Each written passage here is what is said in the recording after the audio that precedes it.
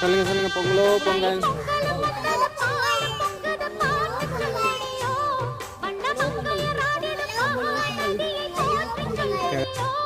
இந்த பொன்னி என்பவள் தென்னாட்டவர்க்கு அன்பின் நன்னையடி. இவள் தண்ணீர் என்றொரு ஆடை கட்டிடும் தெய்வ மங்கையடி. தையம் தீயம் தக்கு தீயம் தக்கு, தையம் தீயம் தக்கு தீயம் தக்கு, தையம் தீயம் தக்கு தீயம் தக்கு.